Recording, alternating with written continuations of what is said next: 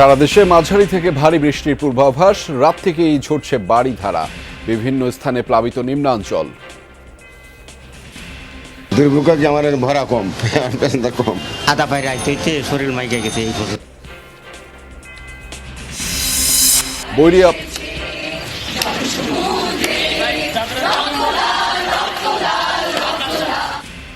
বৈরী আবহাওয়া উপেক্ষা করে শিক্ষার্থীদের প্রতিবাদী কর্মসূচি, নারায়ণগঞ্জে পুলিশের বাধা, দাবি আদায়ে আন্দোলন চালিয়ে যাওয়ার ঘোষণা।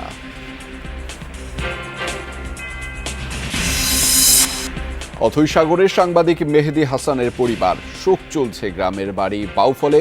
যাত্রাবাড়িতে সহিংসতার সংবাদ সংগ্রহকালে গুলিতে প্রাণ হারান তিনি।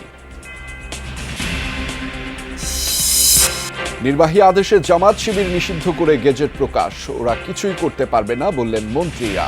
সাহসী সিদ্ধান্ত, মন্তব্য বিশিষ্টজনদের।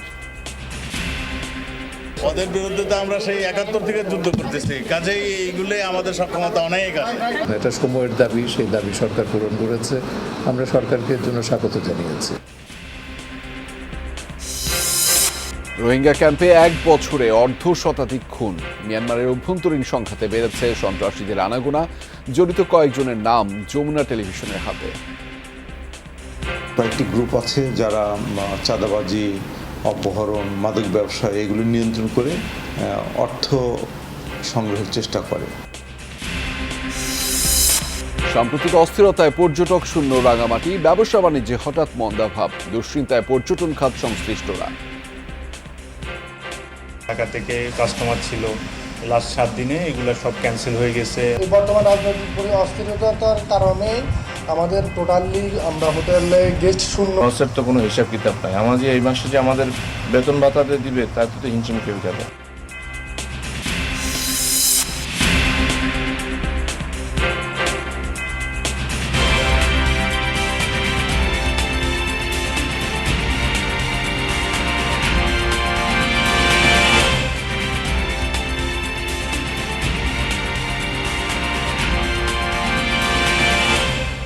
দর্শক, আমন্ত্রণ যমুনা নিউজে, আপনাদের সঙ্গে আছি আমি আহমেদ রেজা। এতক্ষণ শিরোনাম দেখছিলেন। মৌসুমী বায়ুর প্রভাবে দেশের সব বিভাগে ঝড়ো বৃষ্টির পূর্বাভাস দিয়েছে আবহাওয়া অধিদপ্তর। সকালে আবহাওয়া অফিস জানিয়েছে, মৌসুমী বায়ু বাংলাদেশের উপর সক্রিয়, উত্তর বঙ্গোপসাগরে প্রবল অবস্থায় রয়েছে। সন্ধ্যা পর্যন্ত দেশের বেশিরভাগ জায়গায় অস্থায়ীভাবে দমকা অথবা ঝোড়ো হাওয়া সহ হালকা থেকে মাঝারি ধরনের বৃষ্টি অথবা বজ্রসহ বৃষ্টি হতে পারে। সেই সঙ্গে দেশের কোথাও কোথাও মাঝারি ধরনের ভারী থেকে অতি ভারী বর্ষণ হতে পারে। রোববার পর্যন্ত ঝড় বৃষ্টি ও ভারী বর্ষণ থাকতে পারে উল্লেখ করে সমুদ্র বন্দরগুলোকে ৩ নম্বর সতর্ক সংকেত দেখাতে বলেছে আবহাওয়া অফিস। উত্তর বঙ্গোপসাগরে অবস্থানরত মাছ ধরার নৌকা ও ট্রলার সমূহকে পরবর্তী নির্দেশ না দেওয়া পর্যন্ত উপকূলের কাছাকাছি থেকে সাবধানে চলাচল করতে বলা হয়েছে।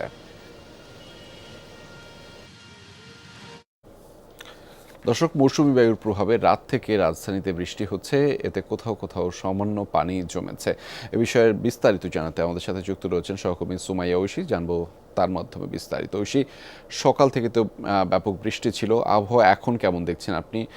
নগরীর কোথাও জলাবদ্ধতা দেখেছেন কিনা? রেজা, এখন আমি আছি মিরপুরে এবং এখানে কিন্তু এই মুহূর্তে বৃষ্টি হচ্ছে না। সকাল থেকে বৃষ্টি ছিল এবং গতকাল রাত থেকে বৃষ্টি হয়েছে, গতকাল সারাদিনও বৃষ্টি হয়েছে। এই মুহূর্তে মিরপুরে বৃষ্টি কিন্তু আমি পাচ্ছি না এবং খুব বড় ধরনের যে জলাবদ্ধতা দেখতে পেয়েছি সেটিও বলবো না, কারণ বিভিন্ন এলাকায় আমি সকাল থেকে ঘুরেছি এবং সেরকম জনদুর্ভোগ সৃষ্টির মতো বড় কোনো জলজট এখন পর্যন্ত চোখে পড়েনি। অবশ্য এই ধরনের বৃষ্টিতে সচরাচর জলাবদ্ধতা রাজধানীর বিভিন্ন অঞ্চলে আমরা দেখি এবং তার কারণে মানুষের দুর্ভোগ, মানুষের চলাচলের অসুবিধা, নানান ধরনের সমস্যার সম্মুখীন হন। তবে এখন পর্যন্ত কিন্তু তেমন কোনো জলাবদ্ধতা বা জনদুর্ভোগ যেটি আমরা বলে থাকি সেটি আমি পাইনি। এবং আমি কয়েকজন সাধারণ নাগরিকের সঙ্গে কথা বলেছি, রিক্সা চালক, খেটে খাওয়া মানুষের সঙ্গে কথা বলেছি। তারা বলছেন যে বৃষ্টির কারণে তার উপর আজকে আবার ছুটির দিন, ফলে মানুষও খুব কম বেরিয়েছেন। মোটামুটি গণপরিবহনগুলো যেগুলো যাচ্ছে বেশিরভাগ সিট আমরা দেখতে পেয়েছি যে খালি, কিছু কিছু গণপরিবহন দেখতে পাচ্ছি যে সেখানে যাত্রীরা আছেন এবং তারা বলছেন যে বৃষ্টির কারণে সচরাচর যে ধরনের জনদুর্ভোগ ঢাকা শহরে তৈরি হয় সেই ধরনের জনদুর্ভোগ মোটামুটিভাবে আমরা কিন্তু সবসময় দেখি। তবে এখন পর্যন্ত বৃষ্টি এখানেই আমরা দেখতে পাচ্ছি না, তবে সারাদিন আজকে বৃষ্টি বাড়বে বলে কিন্তু আবহাওয়ার পূর্বাভাসে বলা আছে।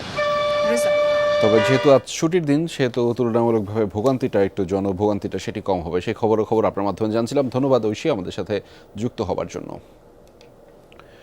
মেঘনার অস্বাভাবিক জোয়ারে সপ্তাহখানেক ধরে প্লাবিত লক্ষ্মীপুরের কমলনগর ও রামগতির অন্তত 20টি গ্রাম।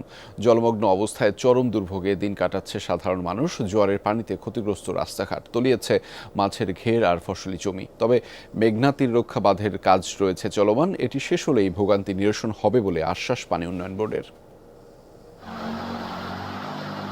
মেঘনা তীরবর্তী বিস্তীর্ণ জনপদ লক্ষ্মীপুর কমলনগরের মতিরহাট। সপ্তাহখানেক ধরে এভাবেই জোয়ারে পানি ঢুকছে গ্রামটিতে। জোয়ার ভাটার খেলায় দুর্ভোগে কমলনগর ও রামগতির অন্তত 20টি গ্রাম। জলমগ্ন বসতঘর, ভেঙে গেছে ঘরের ভিটি। রান্নাঘরও ডুবে থাকায় ভোগান্তিতে যোগ হয়েছে নতুন মাত্রা। সড়কগুলো হাঁটুপানির দখলে। বেরি নাই, বান নাই, কিছু নাই, জোয়ার উঠানোর লগে সব ডুবি যাইতেছে, সব শেষ। পানি উঠলে ফিঙাটিয়া সব ভাগি যায়, হালার গোয়া টোয়া সব পড়ে যায়, এই ফুসকুড়ি টুসকুড়ি সব ডুবি যায়, মানে অনেক কষ্ট। ফাঁকঘর টাকঘর সব মেন ঘর সব ডুবি যায়। শুধু জনদুর্ভোগ নয়, ব্যাপক ক্ষয়ক্ষতির মুখে গ্রামীণ অর্থনীতি। জোয়ারের পানিতে তলিয়েছে মাছের ঘের, ফসলি জমি। স্থানীয়রা জানায় প্রতি বর্ষায় অস্বাভাবিক জোয়ারে প্লাবিত হয় মেঘনাপাড়ের এই জনপদ। ধান পাট জায়গা জমি এবং বাড়ি ঘর দুয়ার সবকিছু ক্ষয়ক্ষতি হয়েছে। প্রতি বছর ফিরা ঘোরা ভাঙ্গিয়া যাতে আমরা কাগজ দিয়ে কোন রকম ঘুরিয়া রেখে রাখছি। এই জোয়ারের কারণে কৃষকের এই জ্বালা গেছে, জ্বালা একদম পচে গেছে।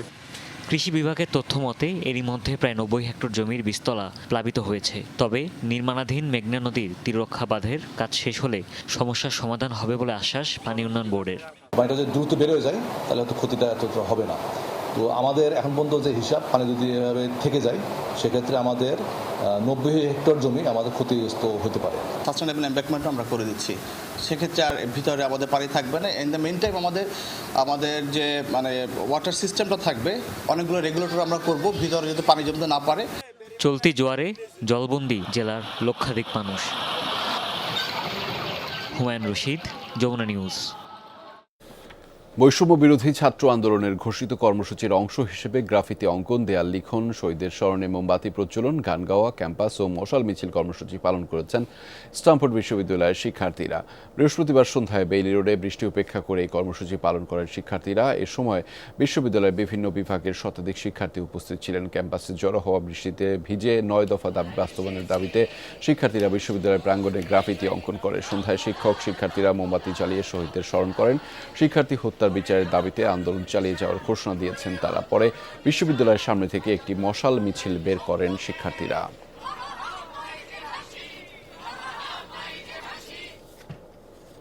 কোটা সংস্কার আন্দোলনে ছাত্র হত্যা ও নির্যাতনের প্রতিবাদে গতকাল সন্ধ্যায় কয়েকটি জেলায় মোমবাতি প্রজ্বলন কর্মসূচি পালিত হয়েছে। নারায়ণগঞ্জে পুলিশের বাধায় পণ্ড হয়েছে কর্মসূচি।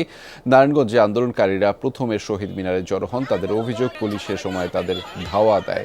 পরে প্রেস ক্লাবের পেছনের রাস্তায় একত্রিত হন শিক্ষার্থীরা। পুলিশ কর্মসূচি পালনে বাধা দিলে শুরু হয় বাকবিতণ্ডা ও ধস্তাধস্তি। এক পর্যায়ে তাদের ছত্রভঙ্গ করে দেয় পুলিশ। সে সময় একজনকে আটক করতে দেখা যায়।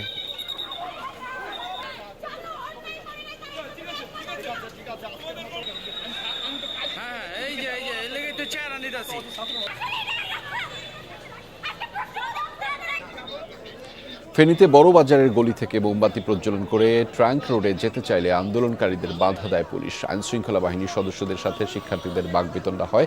এক পর্যায়ে মুষলধারে বৃষ্টি শুরু হলে সরে যায় আন্দোলনকারীরা।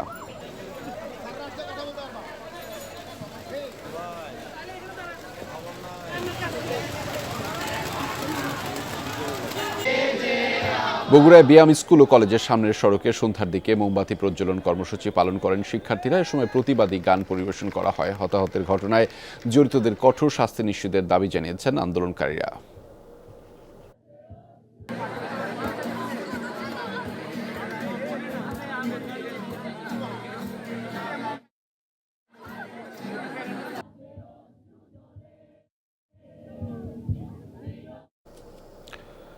খারাপ সময় যেন পিছুই ছাড়ছে না কিছু পরিবারের। রাজধানীর যাত্রাবাড়ির নিজ বাসায় সোমবার আত্মহননের পথ বেছে নেন পানি বিক্রেতা জিসানের স্ত্রী মিষ্টি আক্তার। এর ঠিক 7 দিন আগে আন্দোলন দেখতে গিয়ে গুলিতে প্রাণ হারিয়েছিলেন তার স্বামী। এক বুক বেদনা কাটিয়ে ওঠার আগেই আত্মীয় স্বজন প্রতিবেশীদের কাছে এ আরেক ধাক্কা। জিসান মিষ্টির দুটি পরিবার মেনে নিতে পারছে না তাদের এভাবে চলে যাওয়া। সারাটা জীবন পাশাপাশি কাটাবে তারা, কথা ছিল এমনই। তবে পৃথিবী ছেড়ে চলে যাওয়ার পরের অধ্যায়ে পাশাপাশি চিরনিদ্রায় শায়িত জিসান মিষ্টি দম্পতি, 7 দিন আগে আর পরে।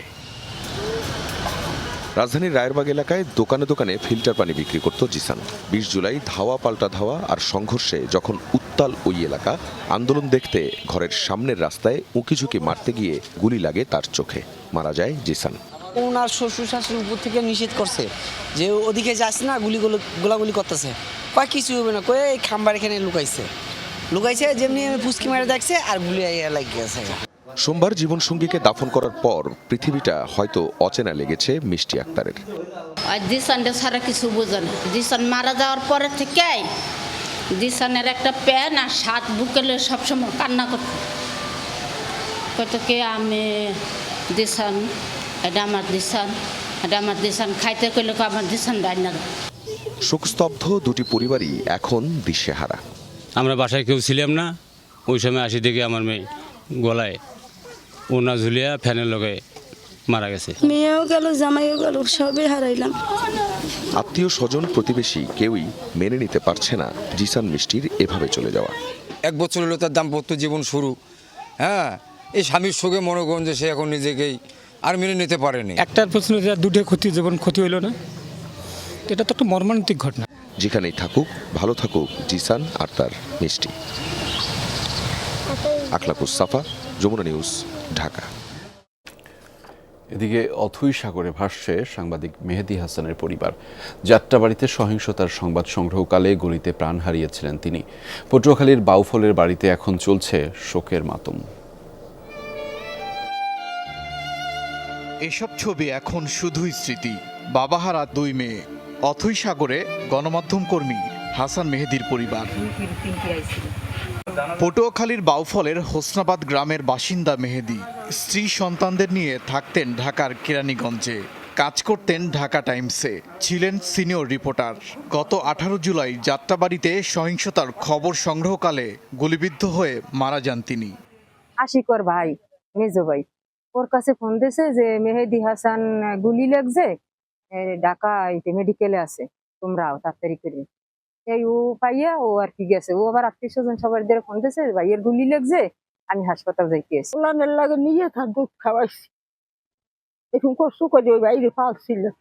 3 ভাইয়ের মধ্যে সবার বড় মেহেদী। বাবা মাকে দেখভালের দায়িত্ব ছিল তার। এখন না ফেরার দেশে সেই সন্তান, নির্বাক স্বজনরা, শোকস্তব্ধ এলাকাবাসীও। বাড়ির আগিনাতেই চিরনিদ্রায় শায়িত মেহেদী। ব্যাংকে কোনো টাকা উঠে ঘর উঠেছে, এখন ওই চাকরি নিয়েছিল, চাকরি নিয়ে এইবারে আস্তে আস্তে ঋণ শোধ করবে। বারণ করছে সেই লাখ আছে এই এলাকার আমার মনে হয় খুবই কম ছিল। কারোর সাথে মুখ তুলে কোনো সময় কথা কয় নাই, মাথা উঁচু করে কারো দ্বারে দাঁড়ায় নাই। ঢাকা টাইমসের আগেও আরও 2টি পত্রিকায় কর্মরত ছিলেন মেহেদী। কাজ করেছেন বেসরকারি একটি সংবাদভিত্তিক টিভি চ্যানেলেও। ওবায়দুর রহমান, যমুনা নিউজ। সন্ত্রাস বিরোধী আইনে নিষিদ্ধ করা হলো জামায়াতে ইসলামী ও ছাত্র শিবির সহ দলটির সব অঙ্গ সংগঠনকে। এ সংক্রান্ত প্রজ্ঞাপন প্রকাশ করেছে স্বরাষ্ট্র মন্ত্রণালয়। এতে সাম্প্রতিক সহিংসতা, রাষ্ট্রীয় সম্পদ ধ্বংস ও হত্যাযজ্ঞ, ৭১ গণহত্যা এবং যুদ্ধাপরাধের অভিযোগ আনা হয়েছে সংগঠনটির বিরুদ্ধে। স্বরাষ্ট্রমন্ত্রী বলেছেন, নিষিদ্ধের ঘটনায় জামায়াত শিবির সহিংসতা করলে মোকাবেলা করার জন্য প্রস্তুত রয়েছে সরকার। ৭১-এর মুক্তিযুদ্ধে মানবতাবিরোধী অপরাধ, গণহত্যা ও যুদ্ধাপরাধ সংগঠনে দল হিসেবে যুক্ত ছিল জামায়াত ইসলামী। মৃত্যুদণ্ডপ্রাপ্ত সাবেক আমির গোলাম আজমের বিচারের রায়ে দলটিকে অপরাধী সংগঠন হিসেবে দায়ী করে আন্তর্জাতিক অপরাধ ট্রাইব্যুনাল। পরবর্তীতে 2013 সালে উচ্চ আদালতের আরেক রায়ের পর রাজনৈতিক দল হিসেবে নির্বাচন কমিশনের নিবন্ধনও বাতিল হয় জামায়াতের। সবশেষ সংগঠনটির বিরুদ্ধে যুক্ত হয় কোটা আন্দোলন ঘিরে হত্যাযজ্ঞ, রাষ্ট্রীয় সম্পদ ধ্বংস ও উস্কানির অভিযোগ। এসব অভিযোগ আমলে নিয়ে জামায়াত ইসলামী ও এর অঙ্গ সংগঠন ছাত্র শিবিরকে নিষিদ্ধ করে গেজেট প্রকাশ করেছে স্বরাষ্ট্র মন্ত্রণালয়। সন্ত্রাস বিরোধী আইনের 18-এর এক ধারা অনুযায়ী জামায়াত ইসলামী ও ছাত্র শিবিরকে নিষিদ্ধ করা হয়েছে বলে জানিয়েছেন আইনমন্ত্রী। এতে নিষিদ্ধের পাশাপাশি সংগঠন দুটির কার্যালয় বন্ধ, সম্পদ ও ব্যাংক হিসাব জব্দ করা যাবে। সরকার এই সিদ্ধান্ত নিয়েছে যে সন্ত্রাস বিরোধী আইনের 18-এর এক ধারায় এই জামাত ইসলাম এবং ইসলামী ছাত্র শিবির এবং তার অন্যান্য যে অঙ্গ সংগঠন সেগুলিকে সরকার নিষিদ্ধ ঘোষণা করিল এবং এটা সন্ত্রাস বিরোধী আইনে যে দ্বিতীয় তফসিল আছে সেইখানে সেই নামগুলো সেই তালিকাভুক্ত হবে। প্রজ্ঞাপনটা যেটা জারি করার সেইটা আইন মন্ত্রণালয় থেকে ভেটিং হয়ে অলরেডি চলে গেছে জায়গা মতো, ওইটাই ফাইনাল, ওইটা হয়ে গেছে। জামায়াত শিবির নিষিদ্ধের কারণে আইন শৃঙ্খলা পরিস্থিতির অবনতির শঙ্কা আছে, সে বিষয়ে সরকারের প্রস্তুতি আছে বলে জানিয়েছেন স্বরাষ্ট্রমন্ত্রী। আমরা মুক্তিযুদ্ধ করে দেশ স্বাধীন করছি না, ওদের বিরুদ্ধে তো আমরা সেই 71 থেকে যুদ্ধ করতেছি, কাজেই এইগুলোই আমাদের সক্ষমতা অনেক আছে। কোটা আন্দোলনে সহিংসতার প্রেক্ষাপটে প্রধানমন্ত্রী শেখ হাসিনার সাথে গত 29 জুলাই রাতে 14 দলের বৈঠকে সিদ্ধান্ত হয়েছিল জামায়াত ইসলামী ও ছাত্র শিবির নিষিদ্ধের। দুর্ভাগ্যের বিষয় যে আলমগীর স্বপন, যমুনা নিউজ, ঢাকা। ৪৫ বছর পর আবারও রাজনীতি থেকে বিতাড়িত হলো বাংলাদেশ জামায়াতে ইসলামী। তবে জামায়াত এবারই প্রথম নিষিদ্ধ হয়নি, এর আগেও 4 বার নিষিদ্ধ হয়েছে উপমহাদেশের এই রাজনৈতিক দলটি। সাম্প্রতিককালে হত্যাযজ্ঞ, ধ্বংসাত্মক কার্যকলাপ, সন্ত্রাসী কর্মকাণ্ডে সরাসরি সম্পৃক্ততা এবং উস্কানির অভিযোগ আনা হয় দলটির বিরুদ্ধে। ফলে নির্বাহী আদেশে জামায়াতকে নিষিদ্ধ করেছে সরকার। বাংলাদেশ জামায়াত ইসলামী সৈয়দ আবুল আলা মওদুদীর হাতে গড়া একটি রাজনৈতিক সংগঠন। প্রতিষ্ঠাকালের নাম ছিল জামায়াত ইসলামী হিন্দ। ব্রিটিশ ভারতে 1941 সালের 26 আগস্ট সংগঠনটি প্রতিষ্ঠিত হয়। 2013 সালের আগস্ট মাস থেকে রাজনৈতিক দল হিসেবে দলটির নিবন্ধন অবৈধ ঘোষণা করেন বাংলাদেশের হাইকোর্ট। 3 বিচারপতির গঠিত হাইকোর্ট বেঞ্চের সংখ্যাগরিষ্ঠ মতামতের ভিত্তিতে এই রায় হয়। ওই রায়ের ফলে জামায়াত দলগতভাবে ও দলীয় প্রতীকে নির্বাচন করার অধিকার হারায়। প্রতিষ্ঠার পর পাকিস্তান আমলেই 5 বছরের মধ্যে 2 বার নিষিদ্ধ হয় দলটি। প্রথমবার 1959 সালে, দ্বিতীয়বার 1964 সালে। সে সময় দলের প্রধান মওদুদী সহ গ্রেফতার করা হয় 60 জামায়াত নেতাকে। এদের মধ্যে পূর্ব পাকিস্তানের যে 13 জন জামায়াত নেতা ছিলেন তাদের অন্যতম গোলাম আজম। 1971 সালে স্বাধীনতা অর্জনের পর 1972 সালের সংবিধানে ধর্মীয় রাজনীতি নিষিদ্ধ করা হয়। ফলে স্বাধীন বাংলাদেশের শুরুতেই নিষিদ্ধ হয় জামায়াত। কিন্তু 1979 সালে জিয়াউর রহমান সংবিধান পরিবর্তন করায় আবারও বাংলাদেশে রাজনীতি করার সুযোগ পায় জামায়াত। 71-এ মানবতাবিরোধী অপরাধের দায়ে বিভিন্ন মাত্রায় দণ্ডিত হয়েছেন দলটির বেশ কয়েকজন শীর্ষ নেতা। এমন একটি মামলার রায়ে জামায়াতকে সন্ত্রাসী সংগঠন হিসেবে আখ্যা দিয়েছিলেন মানবতাবিরোধী ট্রাইব্যুনাল। জামায়াতের ছাত্র সংগঠন ইসলামী ছাত্র শিবিরের বিরুদ্ধেও বিভিন্ন সময় সন্ত্রাসী কর্মকাণ্ডের অভিযোগ ছিল। মহিউদ্দিন মধু, যমুনা নিউজ, ঢাকা। এদিকে জামাত শিবির নিষিদ্ধের সিদ্ধান্তকে স্বাগত জানিয়েছেন রাজনৈতিক বিশ্লেষক ও মুক্তিযুদ্ধ গবেষকরা। তারা বলছেন, অনেক পরে হলেও মুক্তিযুদ্ধের বাংলাদেশে এটি একটি সাহসী সিদ্ধান্ত। তবে চাপ আসতে পারে বিভিন্নভাবে, সেসব চ্যালেঞ্জ মোকাবেলায় কঠোর ভূমিকা নিতে হবে রাষ্ট্রকে। সহকর্মী আশিক মাহমুদ জানাচ্ছেন বিস্তারিত। 1971 সালে মুক্তিযুদ্ধের বিরুদ্ধে অবস্থান ছিল জামায়াতে ইসলামীর। পাকিস্তানি বাহিনীর গণহত্যা, ধর্ষণ, নিপীড়নে মুক্তিকামী বাঙালির চক্ষুশূলে পরিণত হয় তারা। মানবতা বিরোধী অপরাধের দায়ে ফাঁসি এবং আমৃত্যু কারাদণ্ড হয়েছে জামায়াতের বেশ কয়েকজন নেতার। 2013 সালে জামায়াতকে যুদ্ধাপরাধী সংগঠন হিসেবে দোষী সাব্যস্ত করে বিচারের আওতায় আনার রায় দিয়েছিলেন আন্তর্জাতিক অপরাধ ট্রাইব্যুনাল। তারও আগ থেকে আওয়ামী লীগের সঙ্গে যুক্ত ও প্রগতিশীল শ্রেণী জামাতকে নিষিদ্ধের দাবি জানিয়ে আসছিল। অবশেষে নির্বাহী আদেশে এলো নিষিদ্ধের ঘোষণা। বিশ্লেষকরা বলছেন, অনেক আগেই এই সিদ্ধান্ত নেওয়া উচিত ছিল। জামাত তো বহু পূর্বেই নিষিদ্ধ হওয়া উচিত ছিল এবং সরকারেরও সে কাজটা করা উচিত ছিল, কিন্তু সরকার সে কাজটি যথাসময়ে করে নাই। হয়তো এখন তারা বুঝতে পারছে যে বীরদর সাপ সে কখনো পোষ মানে না, সুযোগ পেলে সে সবল দেয়, যে কারণে তারা এখন চূড়ান্ত সিদ্ধান্ত নিয়েছে। তবে আমি আবারও বলছি, জামাত স্বাধীন বাংলাদেশে জামাতের রাজনীতি করার কোনো অধিকার থাকতে পারে না। সরকার ট্রাইব্যুনালে যুদ্ধাপরাধীর দল হিসেবে জামাতের বিচার না করলেও জামাতের শীর্ষ নেতাদের বিচার করেছে। এখন জামাতের অবস্থাটা এমন একটা জায়গায় তাদের সন্ত্রাস এসে পৌঁছেছে যেটা আমাদের জাতীয় নিরাপত্তা, দক্ষিণ এশিয়ার আঞ্চলিক নিরাপত্তা, জননিরাপত্তা সব কিছুর জন্য একটা মারাত্মক হুমকি হয়ে দাঁড়িয়েছে। এই সময় জামাত নিষিদ্ধ করার কোনো বিকল্প কিছু ছিল না। এটা সময়ের দাবি, সেই দাবি সরকার পূরণ করেছে। আমরা সরকারকে এর জন্য স্বাগত জানিয়েছি। তারা মনে করছেন এই সিদ্ধান্তে জামাত শিবির আরও সহিংস হতে পারে, ভূ রাজনৈতিক চাপও আসতে পারে সরকারের ওপর। সঠিক সিদ্ধান্ত নিয়ে এসব চ্যালেঞ্জ মোকাবেলা করতে হবে। এখানে যদি একটা গৃহযুদ্ধ পরিস্থিতি তৈরি হয়, আমেরিকা ইন্টারভেন করবে, পশ্চিমের ন্যাটোর দেশগুলো ইন্টারভেন করবে। বাগদাদে কি হয়েছিল? রাতের অন্ধকারে আমেরিকা এসে হামলা করেছে। সাদ্দামকে কিভাবে তারা উৎখাত করেছে, নজিবুল্লাহকে আফগানিস্তানে কিভাবে এরা উৎখাত করেছে। এরা একটা গৃহযুদ্ধ পরিস্থিতি তো তৈরি করেছে। এটা তো করতে দেওয়া যাবে না। করা মানে হচ্ছে বাংলাদেশ ধ্বংস হয়ে যাবে। তো সেই জন্য আমরা মনে করি সরকার, নাগরিক সমাজ সবাইকে সচেতন হতে হবে। দেশ একটা দুর্যোগের সম্মুখীন। আওয়ামী লীগকে আমি পছন্দ না করতে পারি, নির্বাচন হবে, অন্য কোনো দল যদি ক্ষমতায় আসে সেটা তারা আসবে। বহুদলীয় গণতন্ত্র থাকতে হবে। গণতন্ত্রের মধ্যে সহনশীলতা, সহিষ্ণুতা সবাইকে দেখাতে হবে। জামাত যে ধ্বংসাত্মক কর্মকাণ্ডে লিপ্ত হবে এবং তারা আরও সহিংস হবে, এটা তো হতেই পারে, কেন এইটাই হলো তাদের রাজনীতির পুঁজি। সেখানে রাষ্ট্র এবং রাষ্ট্রযন্ত্র তারা নীরব হয়ে বসে থাকবে না এবং রাষ্ট্রের অস্তিত্বের জন্য, জনগণের জীবন এবং সম্পত্তির নিরাপত্তার জন্য এবং জনজীবনকে স্বাভাবিক রাখার জন্য রাষ্ট্রকে সেখানে যথাযথ ভূমিকা পালন করতে হবে। বিশ্লেষকরা বলছেন, যুদ্ধাপরাধীদের রায় কার্যকরে বিদেশি চাপ সামাল দেওয়ার অভিজ্ঞতা আছে সরকারের। এক্ষেত্রেও ভালোভাবেই সামাল দেবে তারা। আশিক মাহমুদ, যমুনা নিউজ, ঢাকা। কোনোভাবেই কমছে না রোহিঙ্গা ক্যাম্পের অস্থিরতা। গেল 1 বছরে অর্ধশতাধিক হত্যাকাণ্ডের ঘটনা ঘটেছে ক্যাম্পগুলোতে। মিয়ানমারের অভ্যন্তরীণ সংঘাতে বেড়েছে সন্ত্রাসীদের আনাগোনাও। এসবের জন্য একে অপরকে দায়ী করছে সশস্ত্র গ্রুপগুলো। ক্যাম্পগুলোতে হত্যা, নির্যাতনের সঙ্গে জড়িত বেশ কয়েকজনের নামও এসেছে যমুনা টেলিভিশনের হাতে। আছে অস্থিরতার প্রমাণও।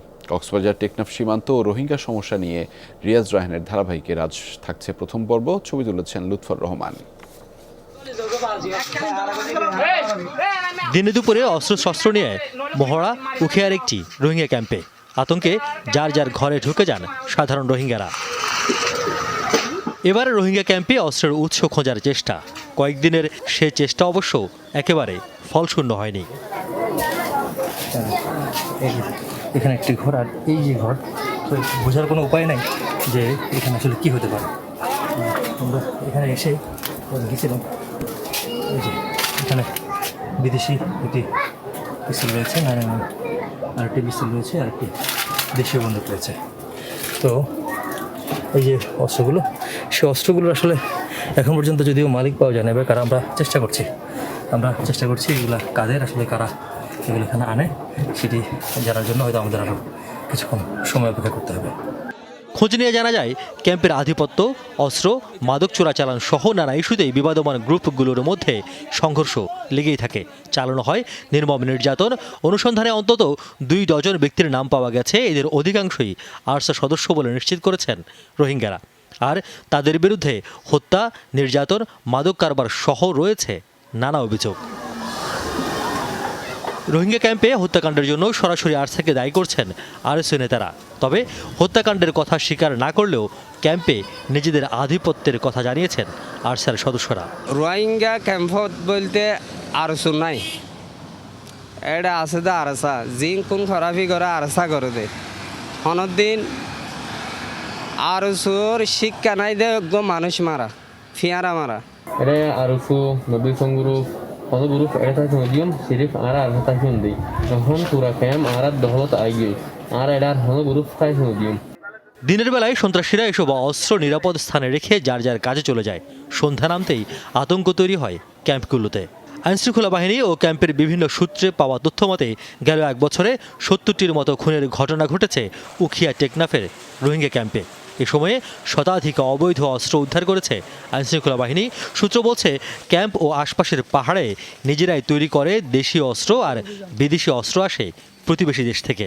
একদিকে হতাশা, অন্যদিকে কয়েকটি গ্রুপ আছে যারা চাঁদাবাজি, অপহরণ, মাদক ব্যবসা এগুলো নিয়ন্ত্রণ করে অর্থ সংগ্রহের চেষ্টা করে।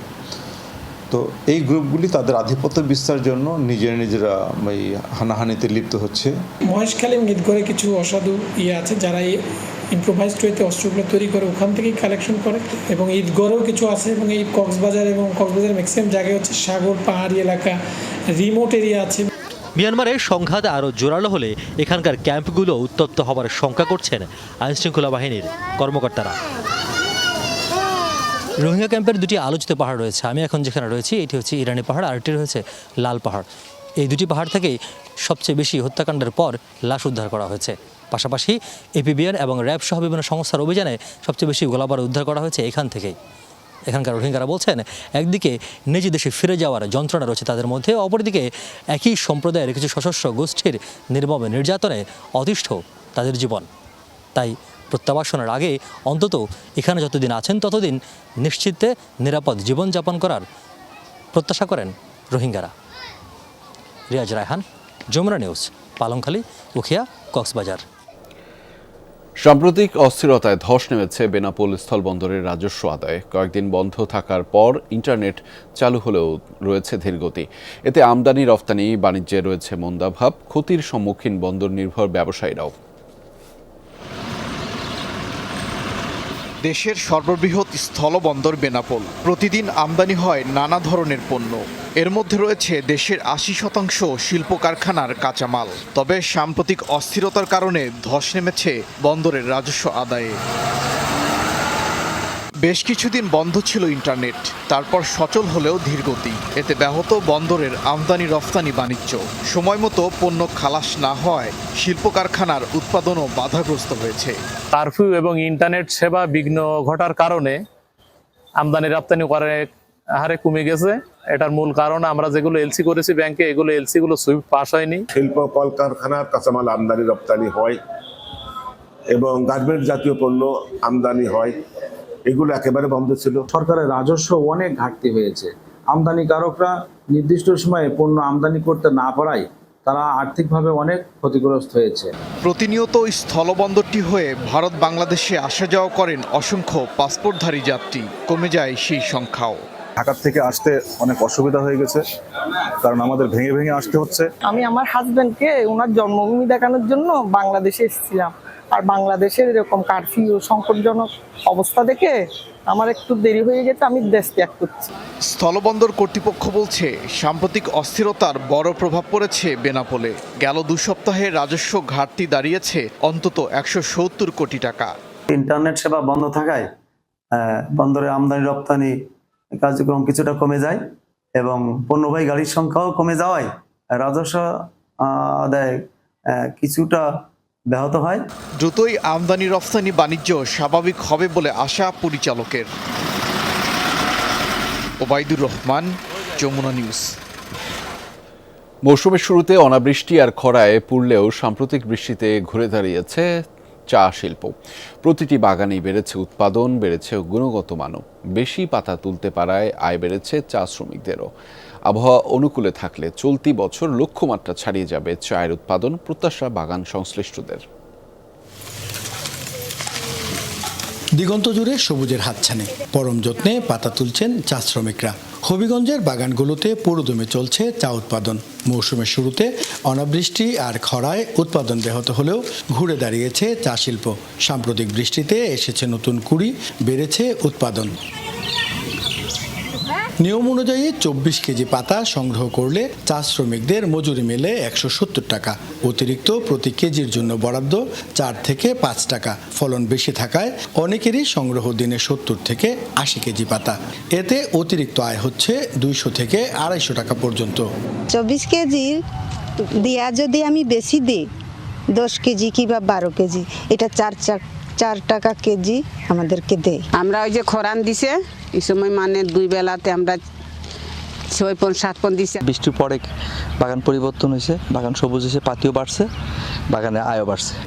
চলতি বছর দেশে চা উৎপাদনের লক্ষ্যমাত্রা ধরা হয়েছে 10 কোটি 80 লাখ কেজি। এপ্রিল মে মাসে কিছুটা পিছিয়ে থাকলেও বৃষ্টিপাতে খরার প্রভাব কাটিয়ে উঠেছে চা বাগানগুলো।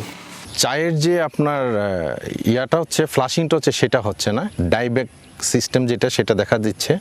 ডাইব্যাক হলেই তো প্রোডাকশনের দিকে আমরা যেতে পারি না, আর কোয়ালিটি বলতে ডাইব্যাক হলে ওখানে ফ্লাশ হচ্ছে না। আবহাওয়া অনুকূলে থাকায় উৎপাদন বেড়েছে গড়ে 30%। বেড়েছে চায়ের গুণগত মানও, মিলছে ভালো দাম। আগামী 3 মাস বৃষ্টিপাতের ধারাবাহিকতা অব্যাহত থাকলে লক্ষ্যমাত্রা অর্জন সম্ভব বলে মনে করেন বাগান সংশ্লিষ্টরা। মে মাসের শেষের দিকে থেকে জুন মাসে ভালো বৃষ্টি পাওয়ার পরের থেকে উৎপাদন অনেক বেড়ে গেছে এবং আশা করি এখন এই উৎপাদনের ধারা বৃষ্টিটা যদি এরকম থাকে উৎপাদনের ধারাটা অব্যাহতই থাকবে। চলতি বছর হবিগঞ্জের 24টি চা বাগানের উৎপাদন লক্ষ্যমাত্রা 1 কোটি 25 লাখ কেজি চা।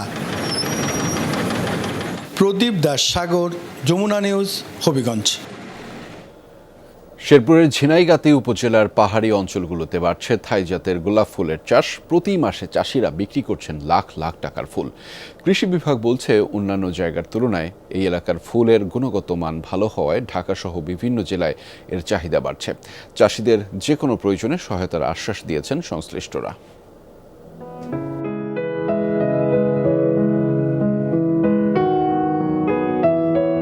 লাল, হলুদ, সাদা, গোলাপি নানা রঙের গোলাপ ছড়াচ্ছে সৌন্দর্য।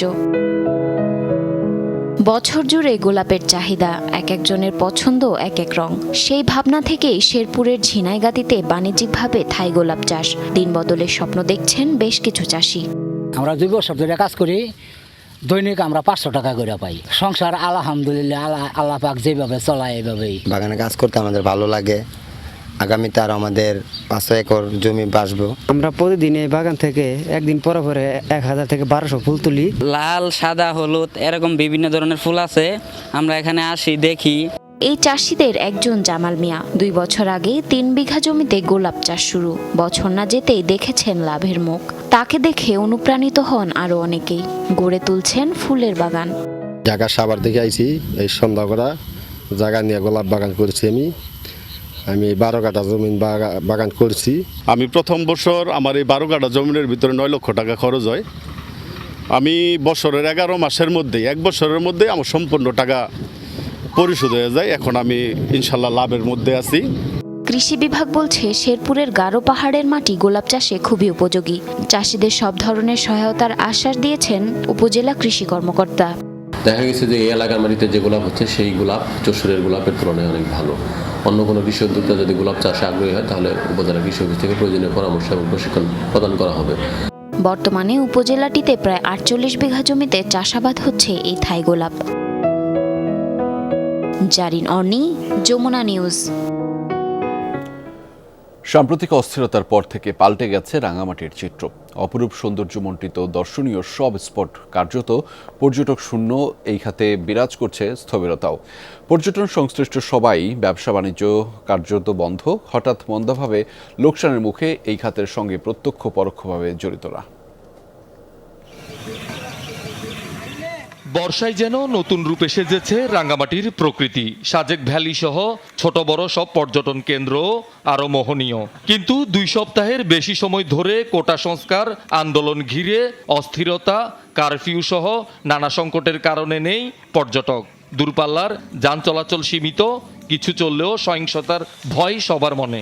ফলে হোটেল মোটেল রিসোর্টের বুকিং বাতিল করছেন অনেকে। অনেকগুলো বুকিং আমার ছিল, ঢাকা থেকে কাস্টমার ছিল। লাস্ট 7 দিনে এগুলো সব ক্যান্সেল হয়ে গেছে এবং এটা নিয়ে আমরা খুব চিন্তিত। বর্তমান রাজনৈতিক অস্থিরতার কারণে আমাদের টোটালি আমরা হোটেলে গেস্ট শূন্য হওয়া। এভাবে চললে আমাদের হোটেল ব্যবসায়ীরা যারা আছে অনেক ক্ষতিগ্রস্তে আমরা পড়ে যাব। রাঙ্গামাটির ছোট বড় সব রেস্তোরাঁ, shopping mall, Burmese market, Kaptai লেকের বোট চালক সহ এই খাতের সাথে জড়িতরা সবাই কর্মহীন, বন্ধ আয় উপার্জন।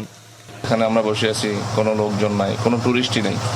টুরিস্ট জন্য আমরা এমনি সময় কাটাচ্ছি। লসের তো কোনো হিসাব কিতাব নাই। আমার যে এই মাসে যে আমাদের বেতন ভাতাতে দিবে তাতে তো হিমশিম খেয়ে যাবে। বছরের এই সময়ে হঠাৎ এমন মন্দাভাবে হতাশ রাঙ্গামাটির ব্যবসায়ীরা। পরিস্থিতি স্বাভাবিক হলে লোকসান পোষানোর আশা তাদের।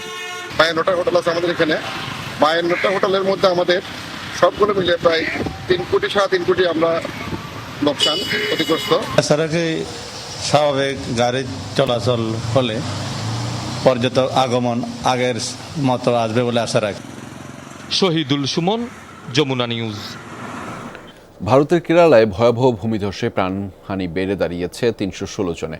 বেড়েছে নিখোঁজ মানুষের সংখ্যাও। বুধবার 227 জন নিখোঁজের তথ্য দিলেও বৃহস্পতিবার কর্তৃপক্ষ জানিয়েছে এই সংখ্যা 240। এর মধ্যে 27 শিশু ও 76 জন নারী রয়েছেন। প্রাণহানি আরও বাড়ার সংখ্যা কর্তৃপক্ষের। দুর্গত এলাকায় নিখোঁজদের উদ্ধারে কাজ করছে সেনা, নৌসহ বিভিন্ন বাহিনীর 1600-র বেশি সদস্য। গত সোমবার মধ্যরাতে রাজ্যের ওয়াইনাড জেলায় ভারী বৃষ্টির কারণে হয় পাহাড়ি ঢল, তাতে দেখা দেয় ব্যাপক ভূমিধস। ঘুমন্ত গ্রামবাসীর উপর নেমে আসে বিপর্যয়ে। পুরোপুরি ধ্বংস হয়ে গেছে মুন্দাক্কাই এলাকা। ব্যাপক ক্ষতিগ্রস্ত রয়েছে আরও 2টি গ্রাম।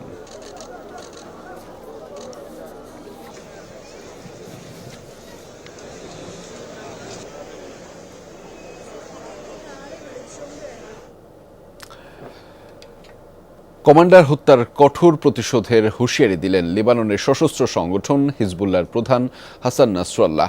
বৃহস্পতিবার শীর্ষ কমান্ডার ফুয়াদ শুকুরের দাফন প্রক্রিয়ার সময় দেয়া ভিডিও বার্তায় এই হুঁশিয়ারি দেন তিনি। নাসরাল্লাহ বলেন, ইসরায়েল রেড লাইন অতিক্রম করেছে। এখন পর্যন্ত নতুন পর্যায়ে পৌঁছে গেছে চলমান যুদ্ধ। গাজা যুদ্ধ এখন উন্মুক্ত যুদ্ধে পরিণত হয়েছে বলেও মন্তব্য করেছেন তিনি। হিজবুল্লাহ নেতার হুমকি, প্রতিরোধ বাহিনীগুলোর পাল্টা জবাব এখন অনিবার্য।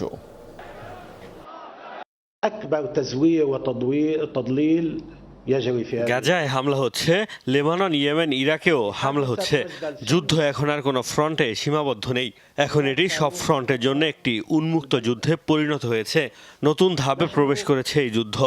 আজ আমি বক্তৃতা দিতে চাই না, একটা কথাই বলতে চাই, শত্রু এবং শত্রুদের নেপথ্যে যারা আছে, অনিবার্য প্রতিক্রিয়ার জন্য তাদের অপেক্ষা করতে হবে। ক্ষেপণাস্ত্র হামলা নয়, আগে থেকে পেতে রাখা বোমার বিস্ফোরণে মৃত্যু হয়েছে হামাস প্রধান ইসমাইল হানিয়ার। আন্তর্জাতিক গণমাধ্যম নিউ ইয়র্ক টাইমসের অনুসন্ধানী প্রতিবেদনে উঠে এসেছে এমন তথ্য। হানিয়া যে গেস্ট হাউসে অবস্থান করছিলেন প্রায় 2 মাস আগে, সেখানে পেতে রাখা হয়েছিল বোমা। মধ্যপ্রাচ্যের বিভিন্ন দেশের কর্মকর্তাদের বরাতে এই তথ্য জানানো হয় প্রতিবেদনে। যদিও হামাস ও তেহরানের দাবি, ইসরায়েলি ক্ষেপণাস্ত্র হামলায় নিহত হয়েছেন হানিয়া। মৃত্যুর আগে এই ভবনে অবস্থান করছিলেন হামাস প্রধান ইসমাইল হানিয়া। বিস্ফোরণে দেহরক্ষী সহ মৃত্যু হয় তার। কিভাবে মারা গেলেন হামাস প্রধান তা নিয়ে এখনও অস্পষ্টতা রয়ে গেছে। ইরান ও হামাসের দাবি, ক্ষেপণাস্ত্রের আঘাতে মৃত্যু হয়েছে তার।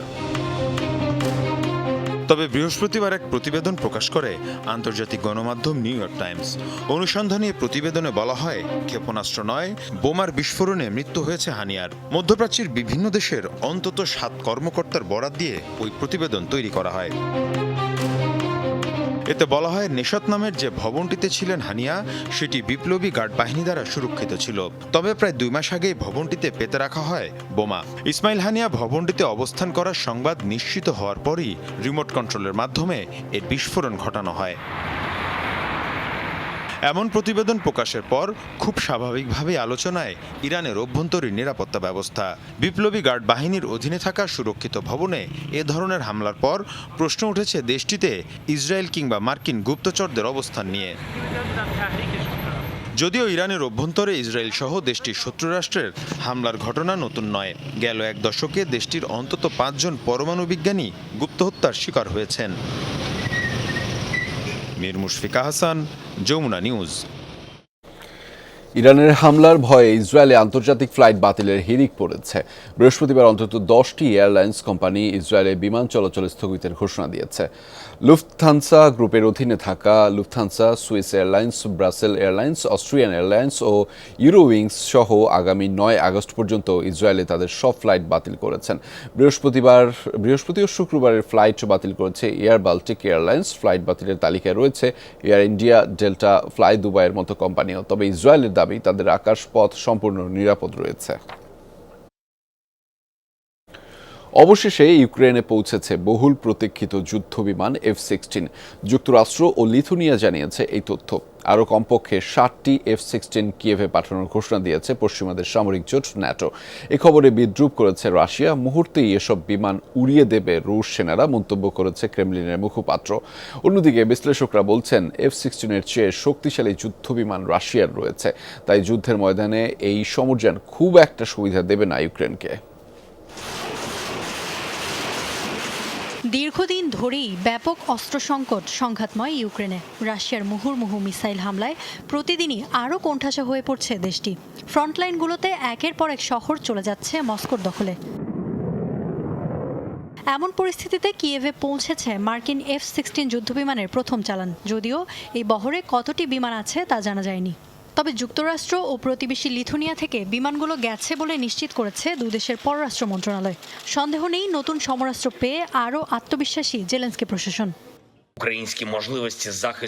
ইউক্রেনের আকাশকে সুরক্ষিত রাখতে সক্ষমতা গড়ে তোলাই এখন সবচেয়ে গুরুত্বপূর্ণ। এজন্য সম্ভাব্য সব কিছুই করছি আমরা। পর্যাপ্ত পরিসরের অস্ত্র পেলে রাশিয়ার সন্ত্রাসী কার্যক্রমকে অবশ্যই প্রতিহত করতে পারবো আমরা। এর আগে ইউক্রেনীয় পাইলটদের একটি দলকে F-16 যুদ্ধবিমান চালানো সহ প্রয়োজনীয় প্রশিক্ষণ দিয়েছে যুক্তরাষ্ট্র। পাশাপাশি আরও 60টি F-16 দেওয়ার প্রতিশ্রুতি দিয়ে রেখেছে ন্যাটো জোটভুক্ত 32টি দেশ। পশ্চিমাদের দেওয়া ওই যুদ্ধবিমানের সংখ্যা খুব জলদি কমে আসবে। এ ধরনের সাহায্য যুদ্ধের ময়দানে কোনো প্রভাব ফেলতে পারবে না। F-16 কোনো অব্যর্থ অস্ত্র নয়, সবগুলো একে একে ধ্বংস করবে রুশ সেনারা।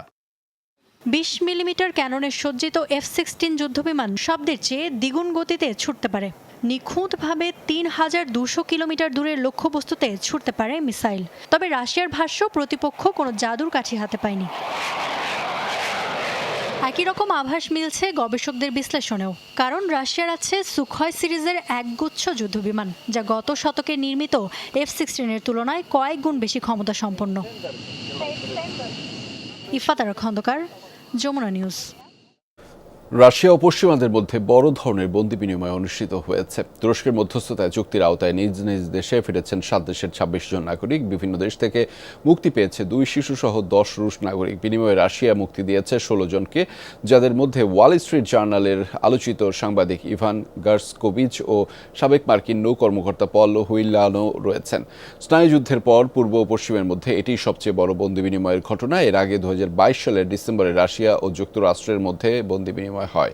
সে সময় মার্কিন বাস্কেটবল খেলোয়াড় ব্রিটনি গ্রিনারের পরিবর্তে রাশিয়ার অস্ত্র ব্যবসায়ী ভিক্টর বাউদকে ছেড়ে দিয়েছিল ওয়াশিংটন।